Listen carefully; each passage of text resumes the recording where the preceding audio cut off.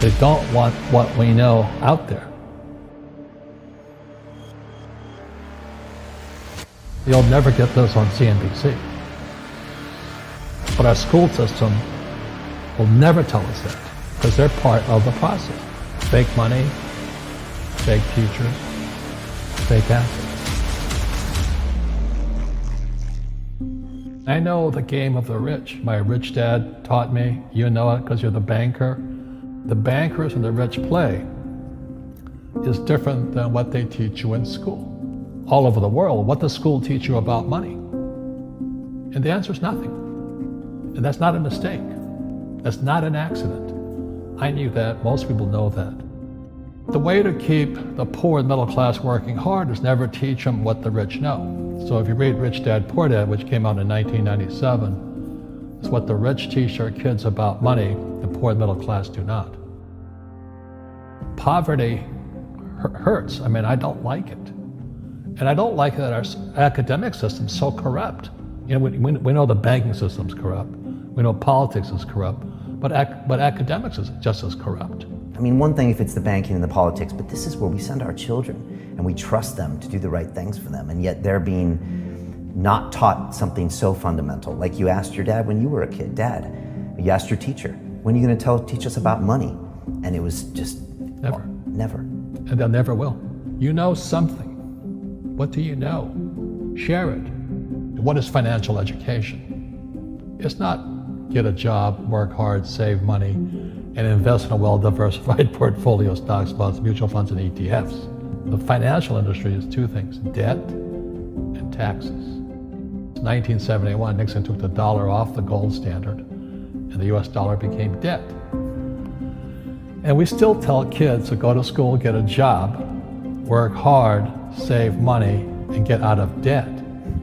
Now, who tells them to do that? That's the most ridiculous thing there is.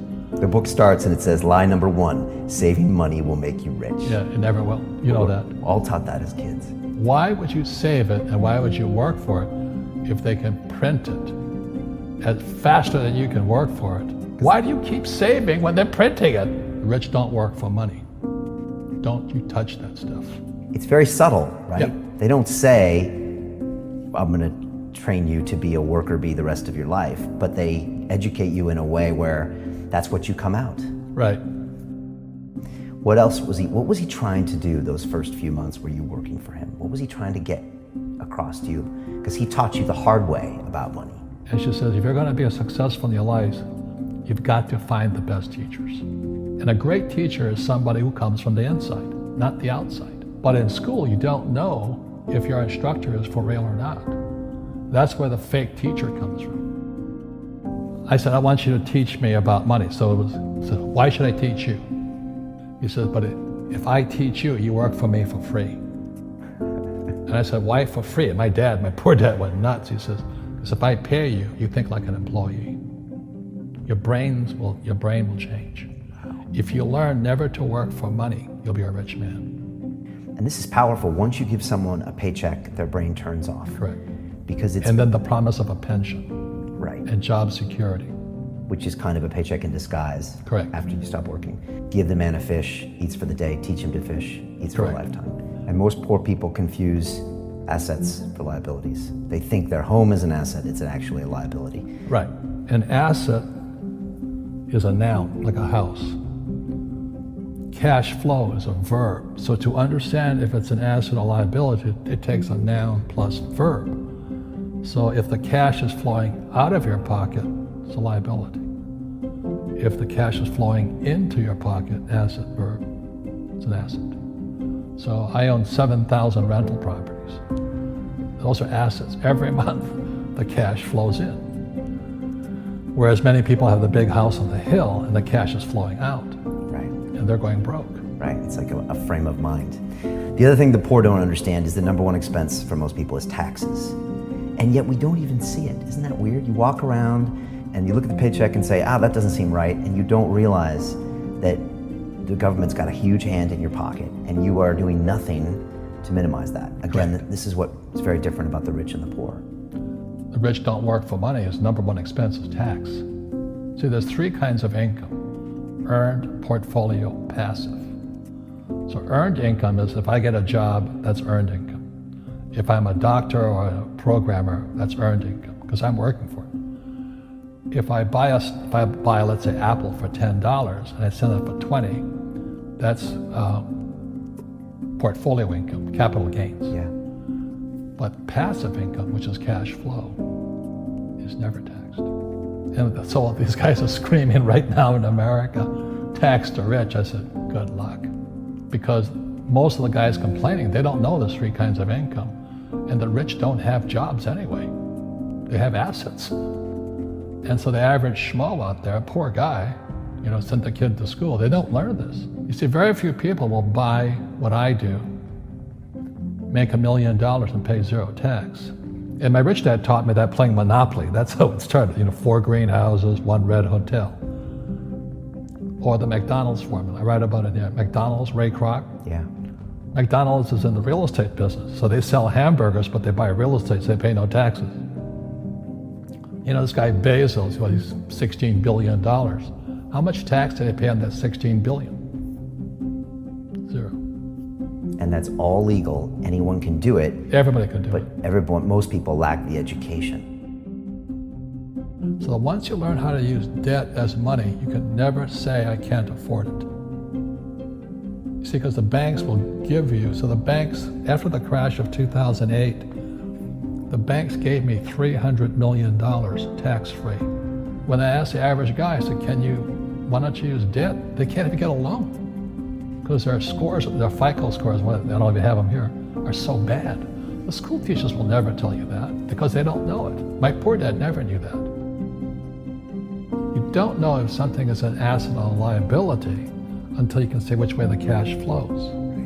So a house, is it an asset or liability? Well, if it's taking money from your pocket, it's liability. If it's putting money in your pocket, it's an asset. The US government wants me to provide housing, wants me to provide jobs, wants me to borrow money because that's how money is created through debt.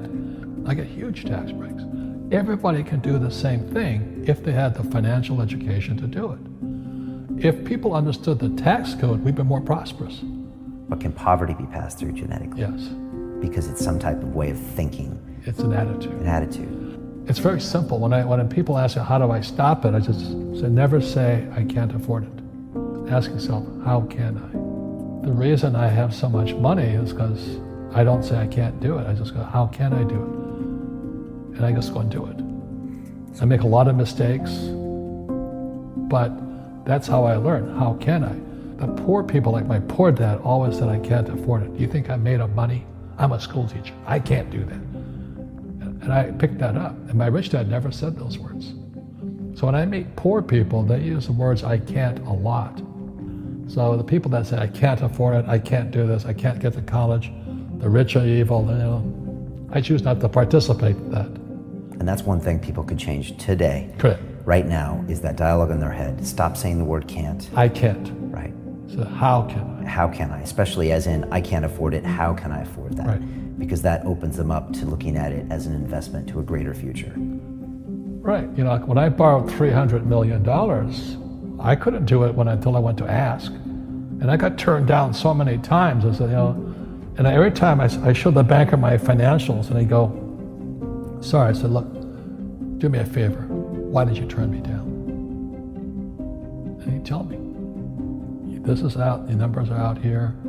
So if I get these numbers fixed, can I come see you again? He goes, sure. So it's called rejection. Same as my wife rejected me for 6 months. It's just a matter of personal willpower, which is spiritual. Just saying, if they can do it, I can do it.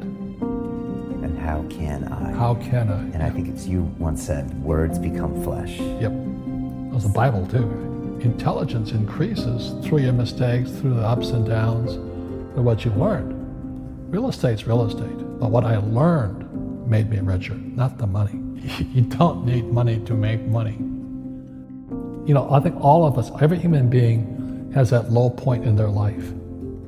And if they get the message, a new life begins. If they don't get the message, they keep going down. The richer I got was because I didn't need any money. I could use this to make money. But how did I get there? Is I made a lot of mistakes. people are afraid of making mistakes and all this, fear of failing, it limits them. Nice, so very nice. So many people trapped in the same device.